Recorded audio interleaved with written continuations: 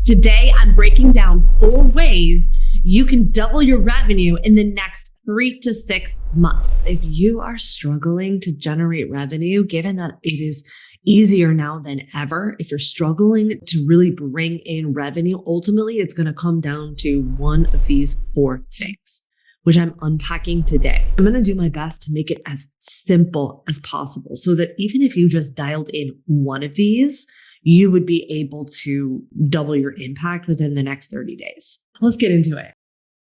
And we're going to start, number 1, with your offer stack. I know I've talked about this a lot, but if we're going to just zoom out for a second, okay? Let's just zoom out, take a deep breath. If this is the first, if you feel like, I've heard this so many times. Listen, I get that. I hear you. And I want to invite you to hear this in a different way. If you're struggling and you want cash and you need cash revenue today, let's zoom out and I wrote this email yesterday about how the industry is broken. And I have been getting so many emails back, which is interesting because I send it on a Saturday and I usually don't send emails on a Saturday. But again, I'll tell you why I've started, because it comes down to point number 3. Maybe 2. I haven't decided. I've written them all down here next to me and I haven't decided what order I want to go in. But honestly, so I sent this email about how the industry is broken. And one of the things I said was that, the information age is dangerous for 2 main reasons. Number 1 is that people have been tricked into believing that understanding is the same thing as knowing. You can understand how to get a 6-pack, but that doesn't mean that you are doing the activities from a knowing that this is going to work because you've done it, because you've walked in those steps. It's not the same thing.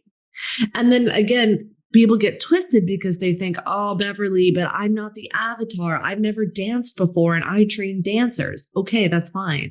But what I mean though, what the difference is that as an expert dancer trainer, you've worked with dancers before to demonstrate your expertise. And then people get twisted even with that because they think, oh, but I want to, this is my day 1.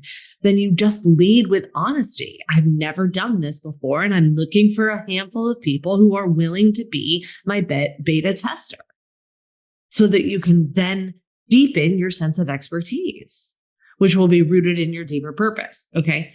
That's for a different episode, but for today, that is what, this is what we want to be thinking about when we are generating revenue. Okay. So the first thing that we want to look at, I said, I want to pull back 30,000 foot view. Okay, great. The first thing is that we need to understand fundamentally how business works. All businesses need the 3 Ps or TLC: traffic, leads, clients and customers, people, purchase prospects and purchasers. Okay. And so I like to start with the end in mind, because when you focus on what will drive clients, meaning your offer, I tend to find that your messaging will come through, because 80% of the work is communicating the right offer to the right person at the right time.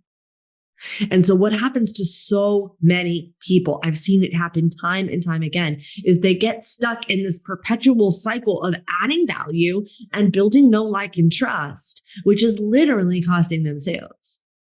Because if you are not, because they're spending so much time trying to be liked by the internet, instead of trying to connect, support, and actually help the people that they are meant to help. And so I get a lot of heat for this because people think, oh, I just need to add value. Well, that assumes that you asking them to say yes to themselves isn't valuable. And it's just not true. In fact, I have found that people who are more likely to invest in themselves are more likely to show up. Can you think of any time in your life where you've offered a free training, you've offered free calls, and people have either booked and no-showed, or they just don't do it? Can you think about your buying behavior? Man, I'm laughing and also not laughing. I've had to apologize, but even my own team has sent me, hey Beverly, I'm working on this. Can you help me with this? And I'm like, yes, I'm definitely going to help you with this, and I am. And one of the questions they ask is, can you go through the course material? And I'm like, oh, okay, sure, I'm definitely going to do that, and I have the best of intentions to do that, and I do. But you better believe I keep putting it on the back foot. Right. Or I've had even clients have given me certifications saying, oh, I think this would really help you. And I'd be like, oh, great. Thank you so much. And I still haven't done it. And I'm like a little bit kicking myself. And it's kind of one of those like cringy things to admit. But as human beings, we have to prioritize. There's only so many hours in the day. Our capacity margin is only so much. So I have to prioritize my hours. So I do it, you do it. So I want to prioritize the people who have identified that this is a problem. Okay. Now people say, oh, but Beverly, I want to have accessible offers. So do I. And I do have accessible offers. There's over 300 hours of information on this podcast. I have a free Facebook group that I provide support in sometimes, but it's not free. It's me, and it's time I can't get back. It's my team.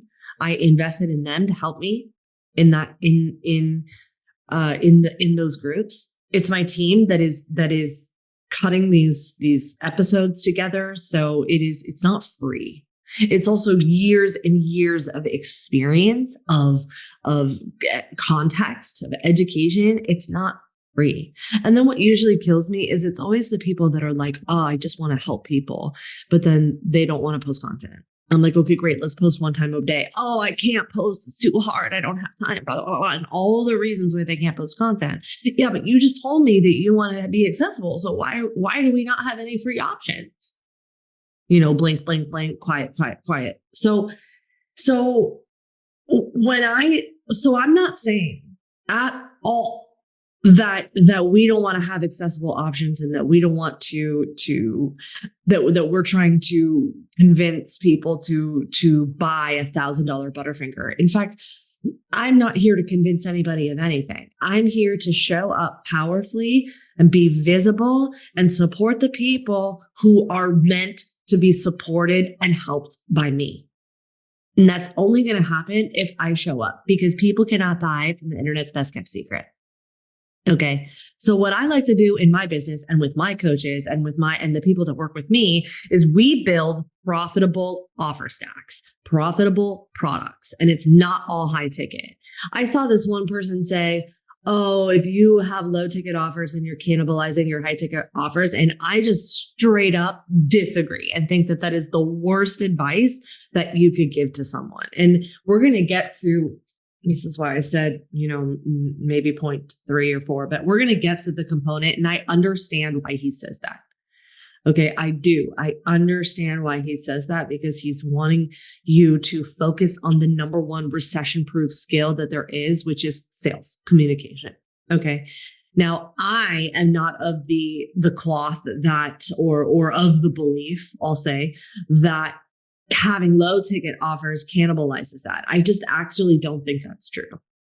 And the reason why is because if you've ever had something for free or a low ticket offer, you've probably already realized that the effort it takes to sell a low ticket offer is just as much as it takes to the high ticket offer, because it all comes down to communicating value to the right person at the right time. Like, that's just what it is. It all comes down to. That's 80% of it. And when you can really focus on the powerful product suite and or a profitable product suite is what I call it. It's the offer stack, the ascension into meeting you for the first time. Then you can make these offers so good that they sell themselves, that they feel fun to deliver on, and they're effortless to sell. That's what we're looking for.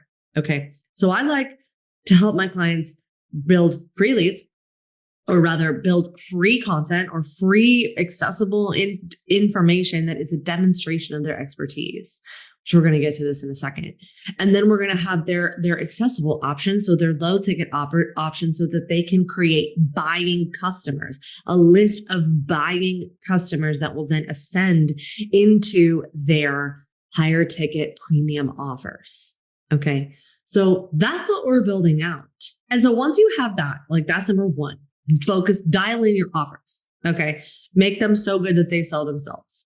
Then we're going to get into something I realized that honestly, if I'm being honest with you, I have not been doing this. And the ego is so interesting because it tricks you into thinking that you are. But then when you really look at the data, at least for me, when I looked at my data, I was like, oh, I'm not doing this as well as I think I could. Okay. So if you're sitting here wondering, oh, am I not doing a good job at this? Or is there more room for me to improve? The answer is yes. There is more room for you to improve. 1000%. Okay. So I'm trying to figure out how best to organize these next 3 ways. And the reason why is because they work synergistically together. Okay. And depending on where you are in your business is going to depend on which one you should prioritize. Okay. And should is, I don't like that word. So let me rephrase that word and call it could. Depending on where you are and what you're struggling with is going to depend on what you could prioritize in order to double your revenue. So let's just break it down from the top. Okay.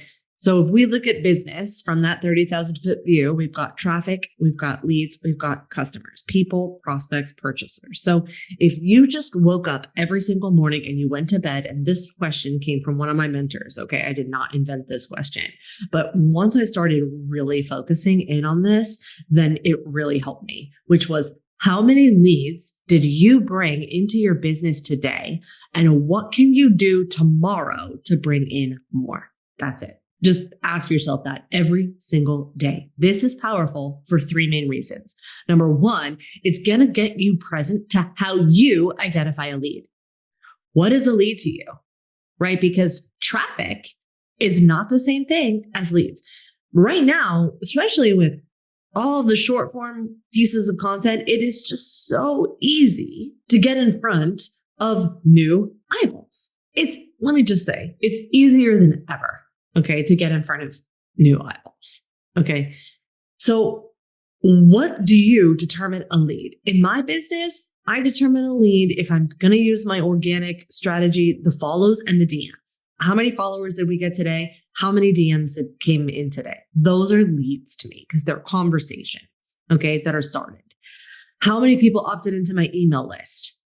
How many people bought a low ticket offer? And then I'm going to prioritize those leads. Buyers first, email people second, and then DM conversation third. Those are the leads to me. How do you define leads inside of your business? Because somebody seeing your content, an eyeball is not your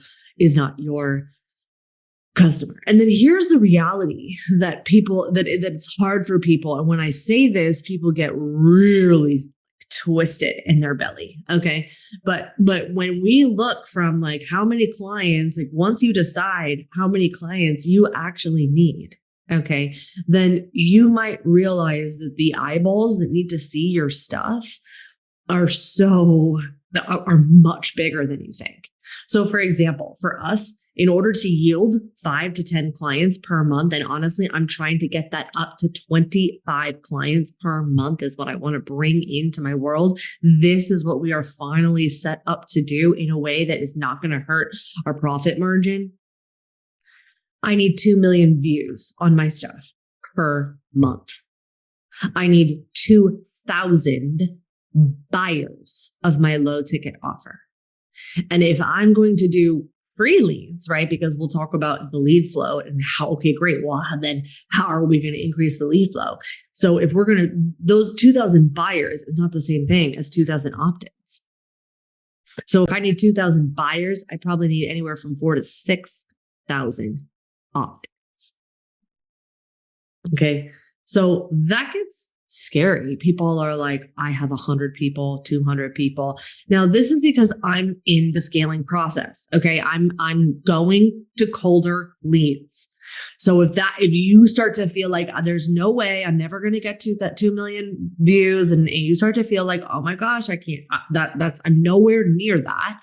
Don't panic, because just like I said, that there is a priority level of leads that I'm prioritizing. The same thing is true for you, right? If you are an accelerator listening to this and you're in my process, and you know that what we do is go to our network, and we really, you've got access to audience no matter what the size is.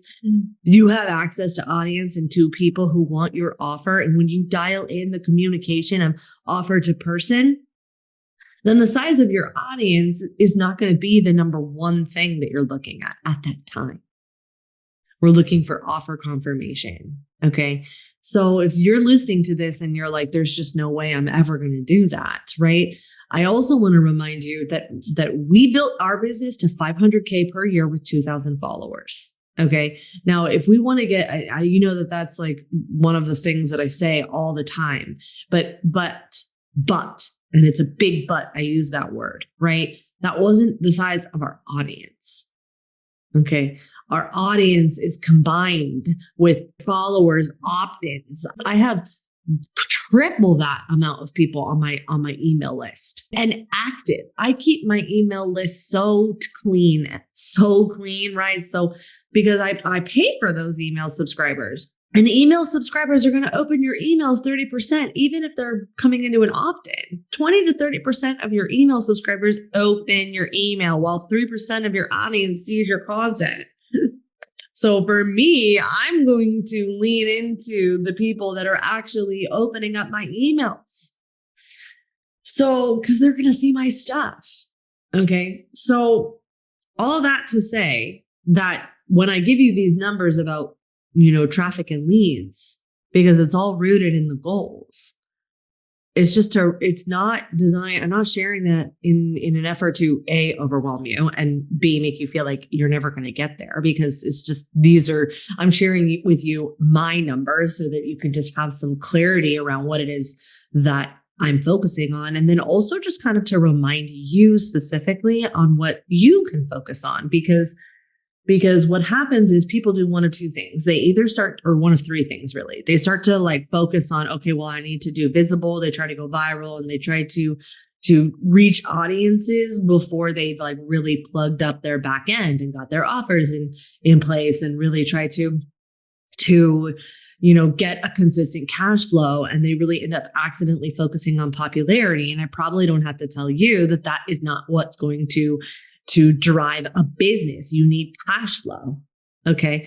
So they focus on all of those things out of order. And I also probably don't have to tell you that you can't pay for your groceries with likes and views. Okay. That's not a business. So then the second thing that happens to people when I start to say this is that maybe they have been trying this for a while and something's just not lifting, or their offer is not really, working. So then when I start to talk about these big numbers of what it's going to take, it starts to feel like it becomes Mount Everest and that they're never going to get there. But that's not true. If you can generate 5 to 10K per month, you can generate 100K. Because oftentimes, as long as you start a month, by the way, because as long as you have that system and structure set up, some of it's going to be a little bit manual up front, but then you can scale it. And if you use any of the processes that we teach you how to use, then you could actually buy customers that are going to be eventually turning into clients. And I'll walk you through specifically what that means. So that way that you don't have to post and pray. You don't have to gamble on Facebook ads. There are things that you can actually do that's going to, increase your revenue. Okay. Monthly revenue. So I'm going to walk you through how that works in a second, but it comes down to how many leads did you bring into your business, and what are you going to do tomorrow to get more? And, it's Richard Bandler who said the quality of question, or the quality of your life, is determined by the quality of questions that you ask. Those are powerful questions. They are action-oriented questions. They are not, why is this happening to me questions. They are not wallowing questions that get you focused on the problems instead of the possibility. And what really is mind-bending for me personally is that as a high achiever, it is ingrained in my brain to focus on problems And it is, and to focus on the struggle. I almost have worn the struggle like a badge of honor. And the reason why this has been problematic in my business is because it's often at the expense of celebrating all of the good progress that is there, which leads to this life of never feeling satisfied. And that is, I'm not here for that. That's not the point of this business. That's not the point of creating and doing this work. So I have to really actively rewire that. And I'm willing to bet that the other higher achievers out here listening to this might feel similar or the same. Okay. And I also want to give you a word of caution that asking that question is not like shiny object syndrome. It's not like, oh my gosh, I got to blah, blah, blah, blah, blah, do all this stuff, right? I need to go do this and go do that. I got to get that, blah, blah, blah. No, you don't. You don't. Know your numbers and dial in your focus and efficiency on building your offer stack and then bringing people into the process. So let's talk about how. What are the things that we can do to manage lead flow? Well, first, you need to determine what is a lead for you. Okay. And then what is the priority of connecting with that lead? Because if you are newer or you are really using, the accelerator system and you are thinking about the, where can I demonstrate, get my most, where can I get, quick cash infusion? There's going to be a hierarchy and priority of leads, and you might not need quite as many. Okay. So it really just comes down to where you are. That's why that was the disclaimer that I gave when I started this podcast episode. So I just want to reiterate that. So then the other thing that you can do, okay, so then how can we increase our lead flow? Well, straight up, you got manual effort. Like, just can you hit the ground, like knock on doors, pound pavement, go for manual effort. Because here's the thing, we're in this world of automation, of like, oh, everything needs to be automated, blah, blah, blah. We need to get more efficient. And I'm all for that. And I know that what separates people from robots, aside from the fact that they're people, is that your clients want connection. So if there is something that doesn't take a lot of time from you, how can you reach out and connect with a human to human, to demonstrate that you are the right fit for them? So let me give you some tangible examples. So one of the things that I do in my business, because I want to prioritize my time, is I really dive into connecting with my clients. Like I'm in the trenches with my clients. I'm looking at things, I'm reviewing things. I watch their webinars, right? Because this is also part of what I said yesterday, is that the information industry is awesome. Everyone wants to tell us how to do it, but then when we go and do it, we have no feedback. There's no feedback loop. You can implement something, but you put lipstick on a pig, it's still a pig. You need to have feedback in order to improve the skill, because something I always say is that practice does not make progress. Practice does not make perfect, right? Practice makes permanent. So what are you practicing? And so I think it's powerful to have feedback. So that's primarily where my focus is. Okay. So when I have my lead profit planner who is connecting with potential clients who are interested, it's not me on the phone, not all the time. Sometimes I do them, but not all it's not me as I'm beginning to scale. Okay. So, but it doesn't mean that I'm not present to what's happening. So when I'm every single day in a meeting going through this conversation, I can say, oh, all right, so I understand this question. I can probably answer this a little bit more fully. Let me go reach out to that person. And so I will DM them and I'll send them a voicemail. Hey, I was reviewing this conversation that you had with my lead profit planner. I think I can offer some insight here. Want to hop on a quick call, or can we break it down here? Okay, that doesn't take much time for me. I can be sitting watching Bluey with my kids and then do that voicemail, which I have before. Okay. So Does that mean that I'm always, no, I'm focusing, right? I'm discerning. Okay. But what I'm saying is that I want to offer to you that not everything has to be automated. Not everything has to be a robot. And the people when you connect person to person, it's going to separate you from the majority of people who don't do that. It's always interesting to me how people say, I don't want to, I got into this business to help people, but then want to automate everything and not talk to a human. Like, we're not here to turn your computer into an ATM. We are here to connect with people and help them. Like, help them. What's that going to take? Okay. So then the second thing that we need to look at is a thing that we can do to increase your lead flow is just attract free leads. So what I like to do in my business, okay, just so you know, because the next thing that we're going to do is attract by customers. Now, a customer is not the same thing as a client, at least not in my world. Okay. So a customer is someone who has purchased my low ticket offer. They are a buying customer, and then I want to ascend them into being a client.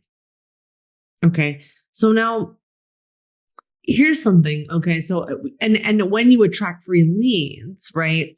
The reason why I want buying customers, sorry, I'm telling you 3 things at once. So let me get focused.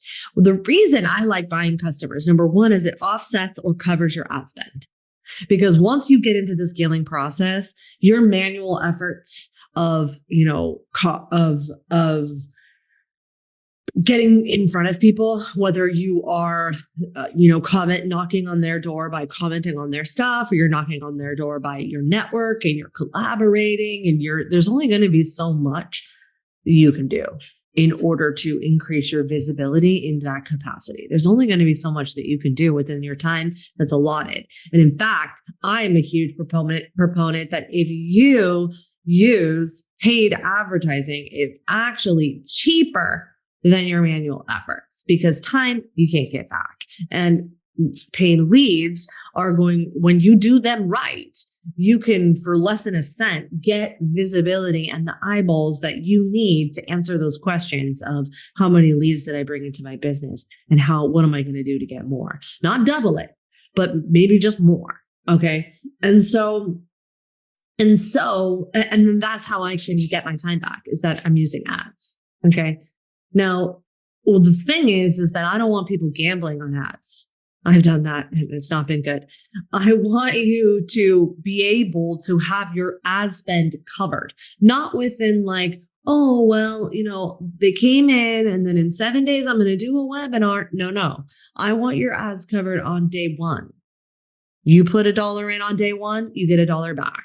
Because then you can build this pressure-free sales system that takes what it takes until it takes.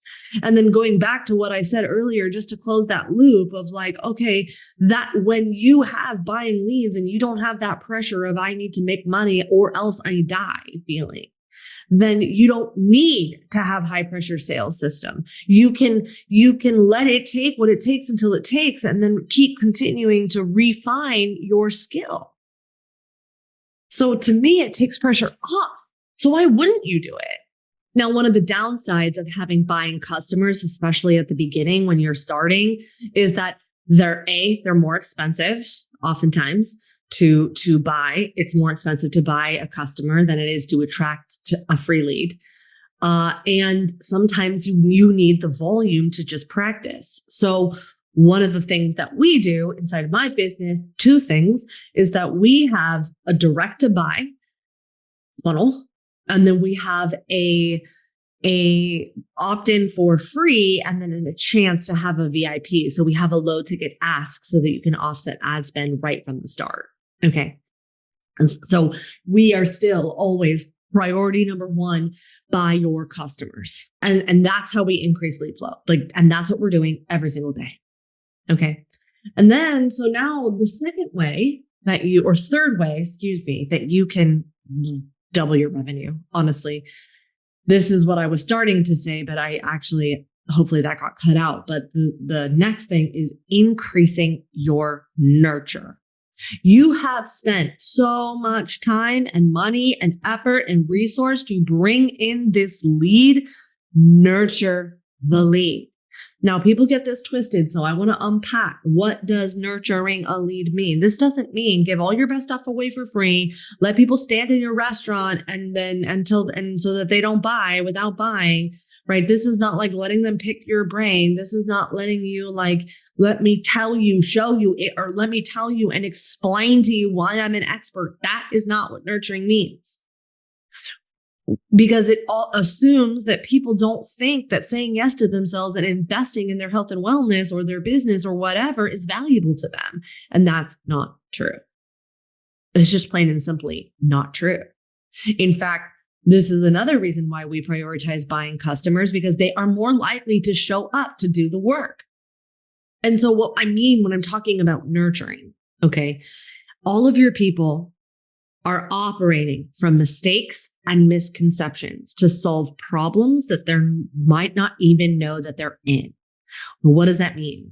They think that they're in a problem, and either they're doing all the wrong things to try and solve it, or they don't even know what the real problem is. So I'll give you an example. I have a headache, okay? Maybe, and then they're assuming that they're dehydrated. But maybe it's because they have a concussion because they fell in Grand Central running to the train. Not speaking from experience or anything. I may or may not be speaking from experience.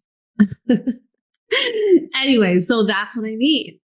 Okay. So when you are writing, creating content to shift their perspective, to demonstrate your authority, not just tell them. Okay. When you can actually give them results in advance, meaning try this, and then you create a gap for doing the next thing, then you are going to double your revenue. Okay. So how do we do this? And something that is mind blowing to me. Okay. And this is a little bit of what inspired my episode today, was just that if you are struggling, then there is opportunity here for you to improve on the nurture and selling process. We're going to also talk about sales next. There is so much room for you to just improve on the next two things. Like if you can improve on those two things, then you are likely to double your revenue. Just plain and simple. Okay. And what I realized with increasing my nurture, I realized that there are so many areas, nurture and sales, actually. As someone who loves sales, I love sales. And I realized, oh, there is a huge area of opportunity here for me to improve on this. And this is not to punish myself and feel like, oh man, no, I'm never going to do that. No, because I'm not getting into that vicious cycle, but it's more like, oh, wow. I can't believe how much more room and opportunity there is for me to increase my income. Therefore, there's absolutely no reason why any of us should be struggling right now. And sometimes it means and requires that we need to take a closer look at our offers. Like if it's really extra hard, maybe we need to look at some things that we haven't been looking at. Like for me, I made a couple of changes on my offer, and it all of a sudden started going back to converting like hotcakes. Okay. So sometimes it's not what we think it is. This is why support is so important. And this is why looking at your data is so important. And more than just making data-driven decisions, you need to be able to be discerning in your data so that you know what exactly is happening. It's just so important. And so the ways that you can increase your nurture is just manually reaching out. So I talked about this a little bit in terms of the manual effort, but honestly, when you can do the follow-up, the power is in the follow-up, just like the magic is in the maintenance. Following up, do not underestimate, or rather, let me rephrase. It's easy to get trapped into the automation of feeling like you're following up when really there's so much more room for you to follow up with your leads. You've worked so hard to bring them into your company. Follow up with them, talk to them. And then the other thing that we can do is content, like just more content. And I don't mean like Gary Vee. okay, where we have to hustle our brains or hustle our heart out, okay, that we have to work harder. But again, there are so many ways. In fact, the next episode next week, I'm going to talk about ways that we can be more efficient and visible. But, as a sneak peek, I guess, one of the things to really think about is, are you carrying the mental load of content creating? Is there a way that you can repurpose your content? And when I say the word content, it can be all different types of content, your email, the content in your products and offerings, the just getting collaborating. There's so many, and then creating content from that. I mean, if you could let it be easy for yourself, like, what do my ideal clients need to hear today, and how can I let it be easy? That is going to be the most powerful thing, one of the most powerful things that you can do to increase nurture, where you are shifting perspective, where you are providing results in advance, and then making a case for the next step, and straight up just asking more than you are asking. I'm willing to bet. And now the fourth and most important skill that is underrated is the number one. You want to recession-proof your business? This is what you do, is improve your ability to sell. And there is so many feelings around selling. It comes from money stuff. It comes from money stories. It comes from experience. Like, there's just so many feelings around selling. Okay. And I want to just, number one, honor them and acknowledge it. Okay. And then number two, I want to remind, and there are reasons you feel the way that you do about it. Okay. I know that. And there's so many people out there that are teaching the most, I've seen the sales scripts, like, they're just atrocious in terms of how we sell and how we hard sell. And I mean, I have been in the game of selling since 2009. Okay. I have learned, and I have read, I have studied, I have so much experience in selling, and I have been part of I have been called a sleazy seller. I have experienced it myself, and I have been accused of doing it. Okay. And I love selling, and experience is a double-edged sword. Okay. So I know why you feel this way. And if you cannot communicate your offerings to people, then you're not going to be able then you're not going to be coaching for very long. Okay. So some things I want to share about this, because a lot of people say, well, delegate your weaknesses and hire a sales team. As somebody who's coached a lot of sales teams, what I want to offer to you is that no one's going to be able to communicate your offer as well as you, number one. And then number two, having a sales team requires you to lead a sales team. If you cannot coach a sales team, if you cannot help a sales team, if you cannot lead by demonstration and lead by experience, then you're going to likely struggle. And is it possible? Sure. Will it take thousands upon thousands of dollars? Yes. And I say this because you will have to delegate the sales development. You'll have to delegate the actual sales associate. And then that will cost you. And then you won't be able to take over. So you will have to keep paying for it. And something I want to say is, I have spoken to many, and I've been on the sales teams of many associates. And there's so many things that happen behind the scenes that cause people to feel like it's selling. And there's reasons why they're not, and there's reasons why people that sleazy sales tactics happen.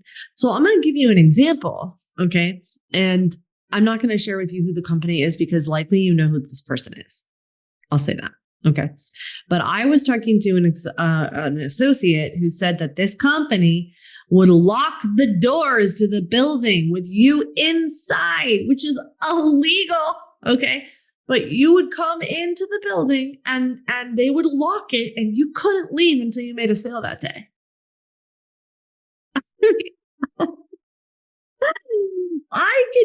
I'm laughing because it's not appropriate. I'm laughing because otherwise I would cry, and I laugh when things are awkward and uncomfortable, just so you know. But that's absurd. So of course, well, aside from it being like straight up illegal, it's also absurd. And I'm sharing you these types of stories because we all think that we are sleazy when we're just inviting someone to say yes to, and then we are communicating through resistance, which is a requirement. Meanwhile, there are practicing like locking their employees in a building.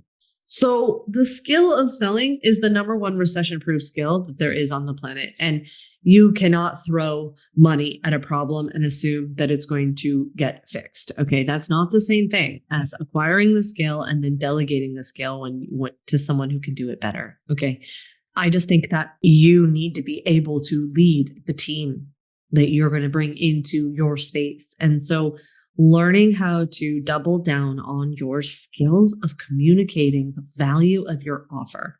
That's what you're doing.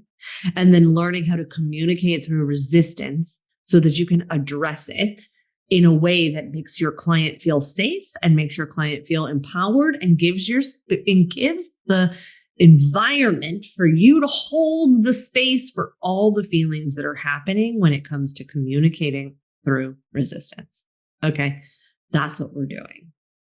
And when you can improve that with the doubling down of your lead flow, doubling down of your audience, doubling down of improving the conversion rates for the leads that you already have, then you're going to crush and you'll double your income. I guarantee it, just with the increase of effort. Now, the idea with this process is not to double your effort, double your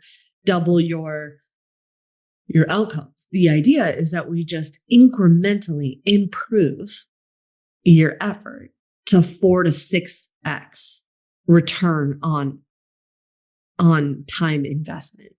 That's what we're looking for.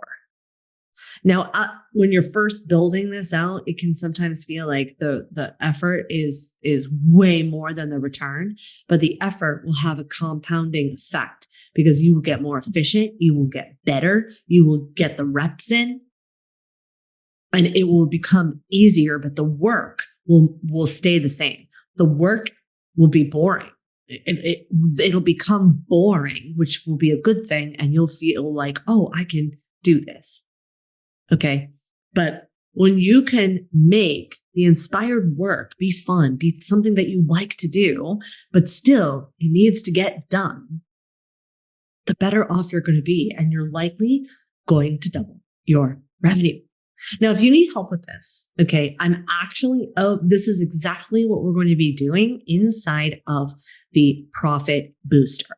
So I am going to be holding a 4-week live workshop where I'm going to help you actually implement curriculum to help you double your revenue with the leads and network that you already have. And we are going to be honing in on how we can communicate our offers to the right person at the right time. So this process is actually going to break down how specifically I turned my 10K years into 10K days. I'm going to walk you through how I and people I've worked with have closed $40,000 in revenue with 15-minute calls. And I'm going to walk you through that process, how we're going to do that. I'm going to help you double your revenue. It's going to be a 30-day implementation process where we're going to actually workshop it. So it's not just information, it's going to have an implementation component. So we'll make sure that we link up all of that information about the Profit Booster inside of the show notes. So if you're interested about learning more about that and joining us there, then I can't wait to help you generate more revenues so that you can increase your income and double your impact. Thanks for hanging out with me today. I'll catch you on the next episode.